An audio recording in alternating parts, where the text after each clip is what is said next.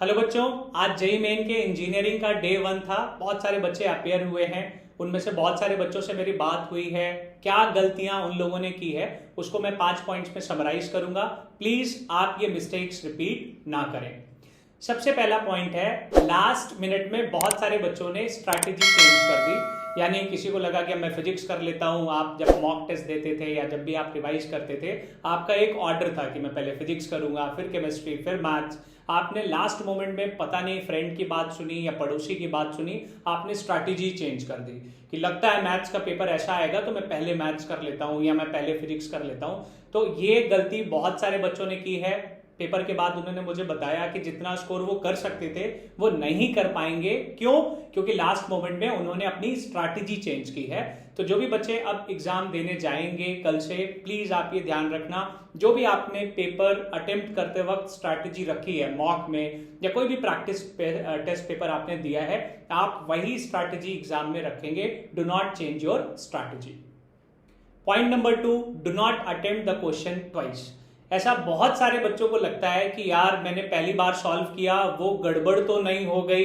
Chemistry में ऐसा होगा कि आपको 2 ऑप्शंस लग रहे होंगे, उसमें कंफ्यूजन होगा। तो बच्चों, जो भी पहली बार में आपको लगे कि ये सही ऑप्शन होना चाहिए, उसको टिक करो और आगे बढ़ो। तुम्हें टाइम की कमी पड़ेगी एग्जाम में। ऐसा नहीं है कि आपके पास बहुत बफर टाइम होता है। तो प्लीज आप उसको दोबारा रीथिंकिंग करने की बजाय आप नेक्स्ट क्वेश्चन में चले जाना। जिस भी क्वेश्चन को करो उसको आराम से करो और फर्स्ट टाइम जो आंसर आए वही मार्क करके आगे जाना है। पॉइंट नंबर 3, मैंने पहली बार ऐसा बच्चों से बात करके सुना है कि पेपर आसान आया था तो पैनिक कर गए। जनरली ऐसा होता है कि पेपर डिफिकल्ट आया तो सर पैनिक कर गया, बट इस बार मैंने देखा है कि फिजिक्स का पेपर इतना आसान आया कि पैनिक कर गए। उनको लगा कि ये जो पेपर है फिजिक्स का वो तो मैं 30 मिनट्स के अंदर कर दूंगा। ऐसा नहीं होता है। तो आप जब भी आप प्रैक्टिस करते हो, मेन एग्जाम में जाने से पहले बहुत सारे पेपर्स आपने दिए होंगे, आपको पता होगा कि फिजिक्स का जो पेपर है उसमें अटेम्प्ट करते वक्त मुझे एवरेज इतना टाइम लगता है, या किसी प्रॉब्लम को करने में मुझे एवरेज 2 मिनट लगते हैं या 3 मिनट लगते हैं।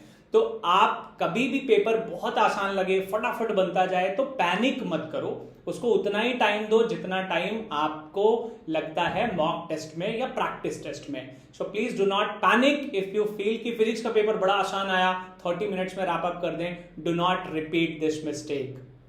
Point number 4, do not stuck. आपको बहुत सारे बच्चों ने क्या किया कि मैथ्स का पेपर सेकेंड शिफ्ट में कुछ प्रॉब्लम्स उनको डिफिकल्ट लगे। अब अगर आप कुछ प्रॉब्लम्स डिफिकल्ट आपको दिख भी गए और आप उसमें फंस गए, आपने उसको ईगो पे लिया कि मैं इसको करके ही मानूंगा क्योंकि ये तो मेरा फेवरेट चैप्टर था, इसके तो सारे क्वेश्चंस मुझसे बनते हैं, तो ये आपकी बहुत बड़ी गलती होगी। आपको किसी भी प्रॉब्लम में बहुत ज्यादा देर फंसे नहीं रहना है। अगर आपको लग रहा है कि यार टाइम ज्यादा हो गया, आंसर निकल नहीं रहा है या मैं कंफर्टेबल नहीं हूं, आप उस क्वेश्चन को स्किप करो और आगे बढ़ जाओ। Please do not stuck. Point number 5, which is very important. बहुत सारे बच्चे आज जो मॉर्निंग शिफ्ट वाले थे वो जब एग्जाम में गए तो उनका दिमाग चोक हो गया। मैंने पूछा ऐसा क्यों हुआ, तो कोई 3 बजे रात को सोया, कोई 4 बजे रात को सोया, कोई 5 बजे रात को सोया। उनको लगा कि सब बस ये आखिरी रात को ही हम रिवाइज कर लेंगे। कुछ लोग तो पढ़ के भी गए कि सर ये नहीं पढ़ा था, मुझे लगा मैं रात को 3 से 5 ये पढ़ लूं फिर एग्जाम देने जाऊं। तो बच्चों, अगर आप बिना नींद लिए एग्जाम देने जाओगे, स्पेशली जो मॉर्निंग स्लॉट वाले बच्चे हैं, उनके लिए आपका दिमाग भले ही आपको ये बोले सुबह 5 बजे कि मैं फ्रेश हूं, मैं पेपर अटेम्प्ट कर सकता हूं, बट जैसे ही आपका वो एग्जाम शुरू होता है, पेपर शुरू होता है, तो आपका दिमाग चोक हो जाएगा। आपकी जो भी एफिशिएंसी है, जो फ्रेशनेस है, थॉट प्रोसेस है, आप कभी भी वो 100% अप्लाई नहीं कर पाओगे पेपर में। तो बहुत सिंपल सी एडवाइस है, स्पेशली उन लोगों के लिए जो मॉर्निंग शिफ्ट में पेपर देने जाएंगे, आप एक अच्छी नींद लें। हो सके तो 8 घंटे से ज्यादा, 2 घंटे और सो लो, बट कोई भी बच्चा 3 घंटे 4 घंटे सो के पेपर देने ना जाए, ये ध्यान रखना, अदरवाइज आपका दिमाग चोक हो जाएगा। लास्ट में मैं सिर्फ 2 चीजें बोलूंगा। बहुत सारे बच्चों का अभी पेपर आना है, उन सभी को मेरी तरफ से ऑल द बेस्ट। आपको मैंने ये बताया है कि ये कॉमन मिस्टेक्स हैं जो बच्चों ने की हैं, आप प्लीज रिपीट मत करना। आपका जो एक्सपेक्टेशन है उसके अकॉर्डिंग मार्क्स आपके आ जाएंगे जो आपके नॉर्मल किसी टेस्ट में या मॉक टेस्ट में आते हैं।